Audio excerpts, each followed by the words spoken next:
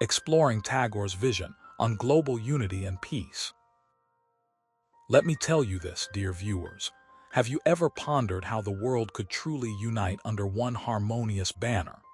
It's a dream that has eluded us for centuries, yet it seems that Rabindranath Tagore's vision holds the key to unlocking this global unity. In this video, we will delve into Tagore's profound ideas about peace and unity, drawing inspiration from his life, and work to understand how we can make this vision a reality. You might be wondering, how does Tagore's philosophy resonate with our modern world?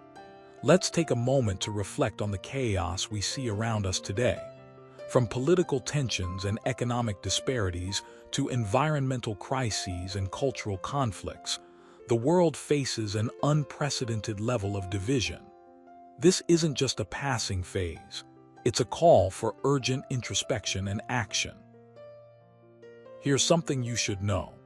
Tagore was born in 1861 in Calcutta, India, a time when the country was grappling with its own form of disunity and strife. Yet, through his writings and teachings, he advocated for harmony and understanding among all people. His life journey, marked by his travels across continents and his deep engagement with various cultures, provided him with first-hand knowledge of the challenges faced by humanity. In one of his famous poems, The Golden Flower, Tagore writes about a universal brotherhood where the nations of earth are sisters. This sentiment echoes throughout his works, painting a picture of a world where diversity is celebrated rather than feared. But how do we translate these ideals into actionable steps? Here's a personal anecdote that might help shed some light. A few years ago, I had the privilege of attending a Tagore festival in the United States.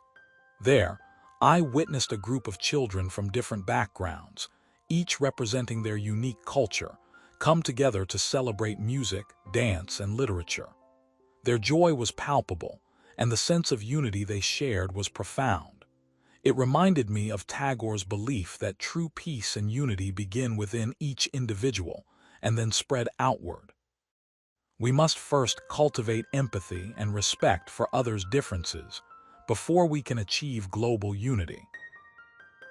Now, let's dive deeper into Tagore's vision. He believed that education plays a pivotal role in fostering unity. In his book, The Religion of Man, Tagore argues that education should not be confined to the classroom, but should encompass the broader aspects of life. He envisioned a society where learning is not merely about acquiring knowledge, but about nurturing the soul and developing moral integrity. Through this lens, education becomes a powerful tool for breaking down barriers and promoting mutual understanding. Tagore also emphasized the importance of art and creativity in achieving global unity. He saw poetry and music as means to express the human spirit and bring people closer together. His works, filled with symbolism and metaphor, often conveyed universal truths that resonated across cultures. By engaging with his art, we are invited to explore the depths of our shared humanity, transcending linguistic and cultural boundaries. But Tagore didn't stop at personal transformation and education. He called for practical actions that could bridge the gaps between nations. In his essay, The Dawnbreakers, Tagore proposed a series of measures aimed at fostering international cooperation. These included promoting trade and commerce, encouraging cultural exchanges, and supporting humanitarian causes. He argued that by working together on common issues, countries could build trust and establish lasting bonds.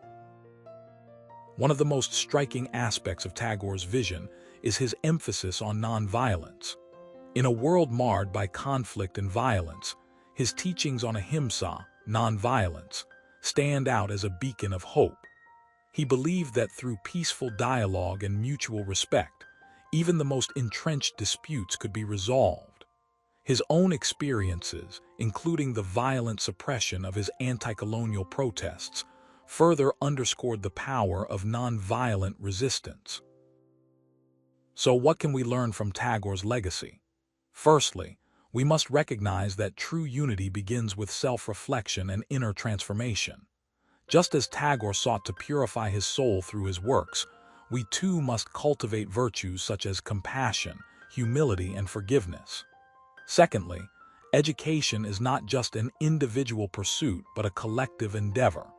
We must ensure that our educational systems promote critical thinking, empathy, and a global perspective. Thirdly, art and creativity serve as powerful vehicles for bridging divides. They allow us to transcend language barriers and connect on a deeper, emotional level. Finally, nonviolence is not just a tactic but a way of life. It requires courage, perseverance, and a willingness to listen to others.